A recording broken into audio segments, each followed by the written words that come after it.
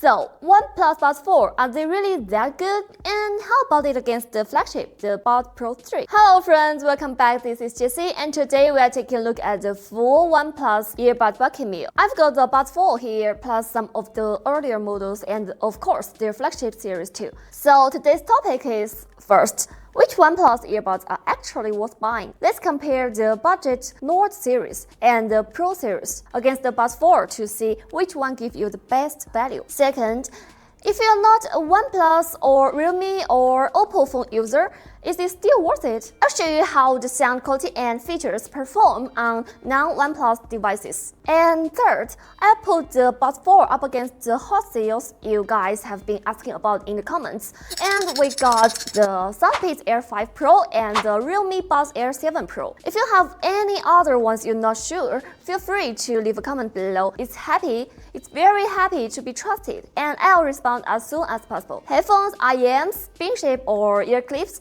all are welcome. And if you want more reviews like this, subscribe to this channel and hit the bell so that you won't miss anything. If this video was helpful, drop a good one Jessie in the comment to cheer it up.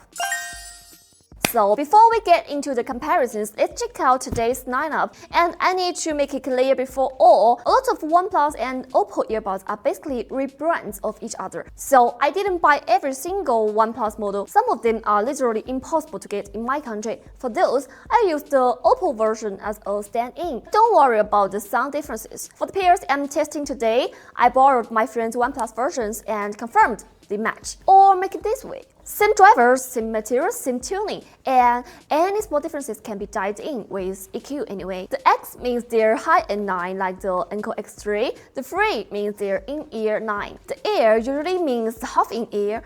Back in the first generation, OnePlus tried to dig their own thing to make the Nord Buds, a short-term earbuds that look totally different. But as it turns out, they understood. Effort doesn't always bring good results. So with the second generation, OnePlus basically started their cherry picking from Oppo's high-scoring playbook. That's when the OnePlus Buds V, the Nord Buds 2, and the Buds Pro 2 here. Basically, they began to compromise, copy the internals, all settings, tweaking the shell a little, called it fake. But the third, yeah, they didn't even bother faking it anymore. Same models, maybe throw a new color if they want, and that's it. And today, we're gonna find out these earbuds which can still hold up in today's market, and more importantly, which one is the better fit for you. Actually, the Buds Pro 2 also is a flagship, but after my testing, the sound, ANC, and overall performance, it just have been drowned out by time. So its overall score is way in the back. And this is the result in a simple way. And if you're curious about this model or any other OnePlus earbuds, feel free to drop me a comment. Alright, let's dive into the sound performance.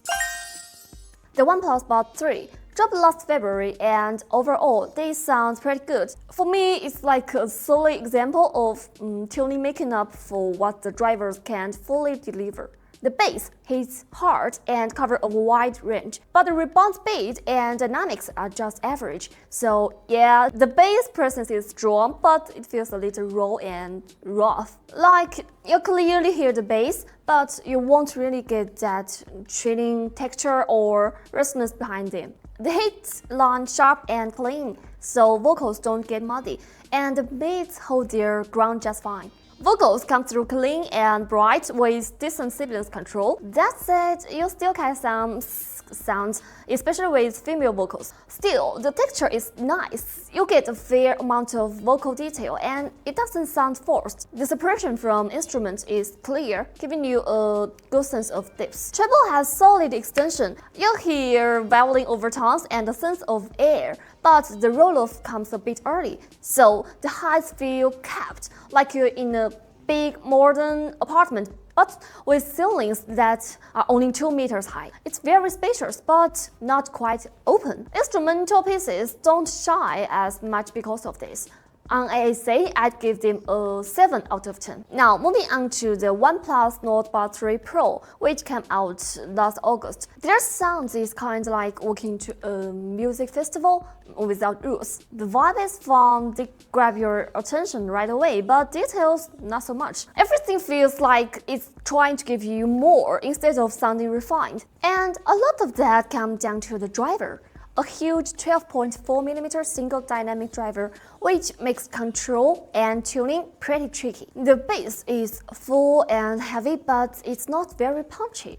It's more like dropping onto a giant cushion. The impact is there, but it's spread out everywhere. The soundstage is just average, and the vocals don't really put apart from the background, almost like singing inside a tent. For pop or vocal tracks, it leans bass-heavy, but if you switch to the orchestral arrangement, the highs suddenly feel a bit too bright. That's why I say it tries to throw more of everything at you, instead of sounding balanced. On ANC, I scored them at 6 out of 10. Now, let's talk about the flagship that launched around the same time, the OnePlus Buds Pro 3. And honestly, this sounds exactly like a flagship shoot. Refined, full-bodied, and detailed.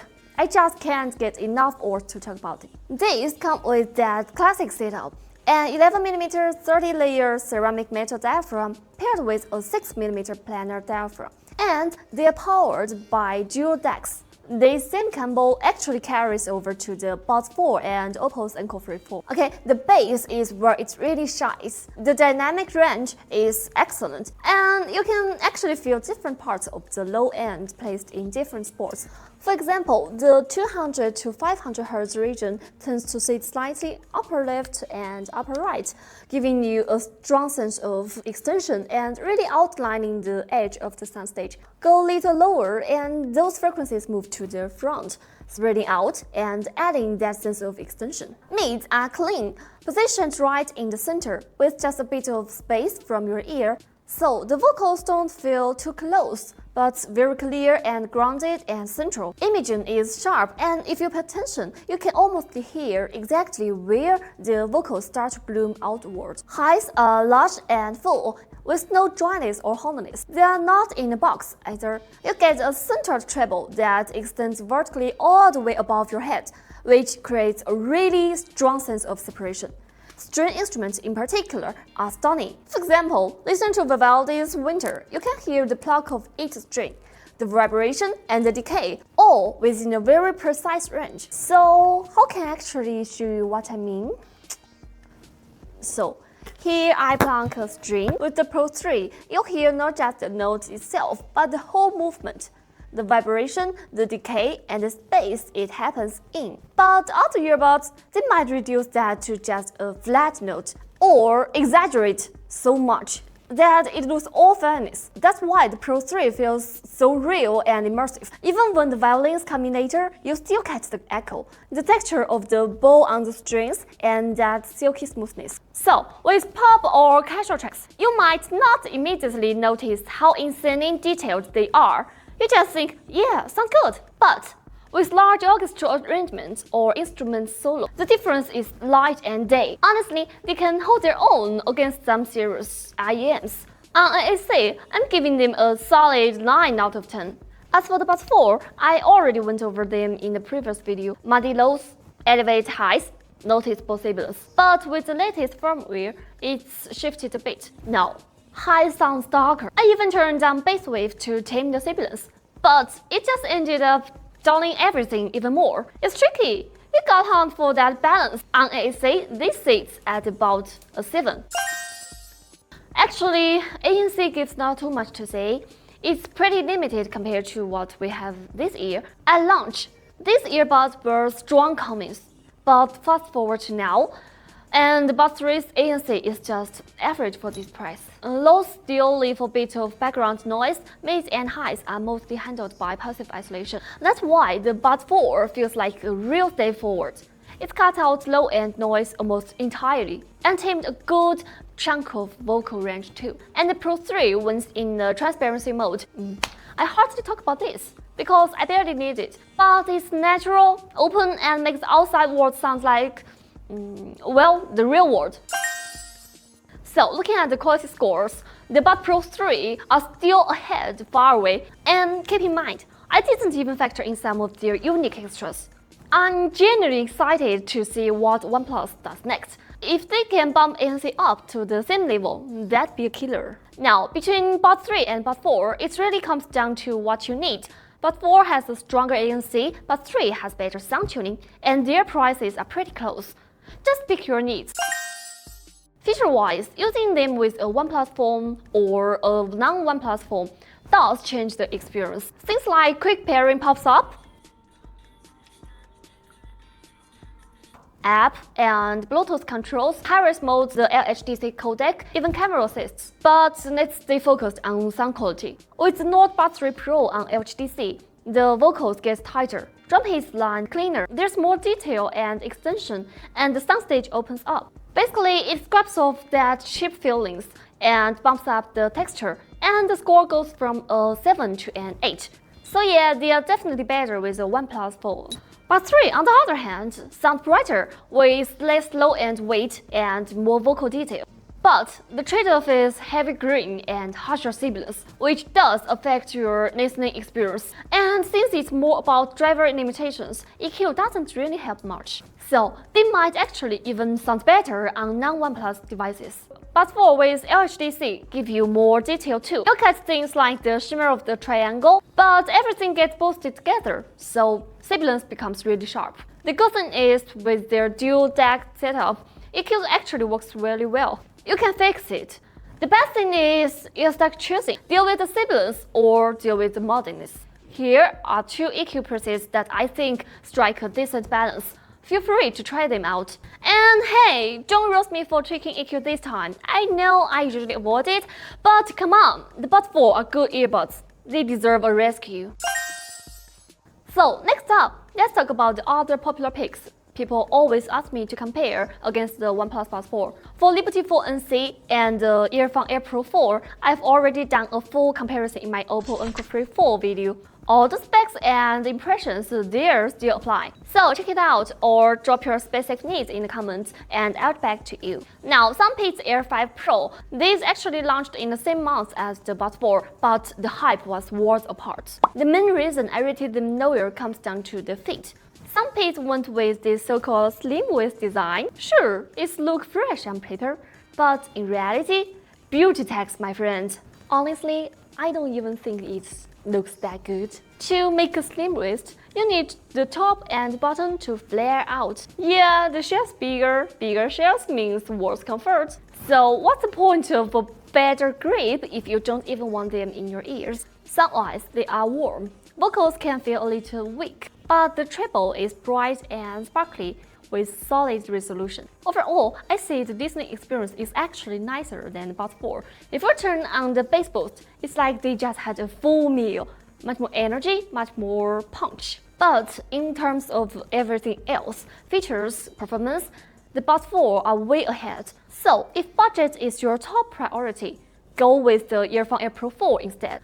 I really wouldn't recommend the soundpiece here. Then there is the Realme Air 7 Pro. I already covered this in my very first video. Their tuning is super balanced. Bass is just right, tight with no body boom. Instrument separation is clean across the board. To put it simply, you'll hear everything clearly. No heavy collaboration, just a versatile sound that works across the genres. I did hear that in some regions like India, they tuned it differently with boosted bass, which kind of kills the whole point of this signature. I haven't heard that version myself, so I can't say for sure, but if you have, let me know what you think. For the other performances, the only area where they fall behind the Buds 4 is ANC, but they actually win on battery life. And right now, Realme is priced a bit higher than OnePlus, so it's really down to your budget. Alright, that's it for this video. Thanks for sticking with me. If you found this helpful, drop a go and just in the comment to show your support. And your likes and subscriptions means a lot to me. If there are any tips you want me to compare next, leave a comment. See you in the next video. Go and just see. Let's play. Okay, go back to the space again. This is Jessie testing quality of the OnePlus Non-Oneplus 3 Pro in this quiet room. How do you feel the sound? Is it clear and can defend Jessie? And this is Jessie testing the sound. How do you feel the sound? Is it clear and can defend Jessie? This is Jessie testing quality of the OnePlus Buds 3 in this quiet room. How do you feel the sound? Is it clear and can defend Jessie? And this is Jessie testing quality with strong noise. How do you feel the sound? Is it clear and can defend Jessie? This is Jessie testing call quality in this quiet room. How do you feel the sound? Is it clear and can you find out this is Jessie's sound? And this is Jessie testing call quality with strong noise. How do you feel the sound? Is it clear or can you find out it's me? Okay, this is Jessie testing quality in this quiet room. How do you feel the sound? Is it clear and can you find out it's me? And this is Jessie testing quality with strong and noise. How do you feel the sound? Is it clear and can you find out it's Jessie?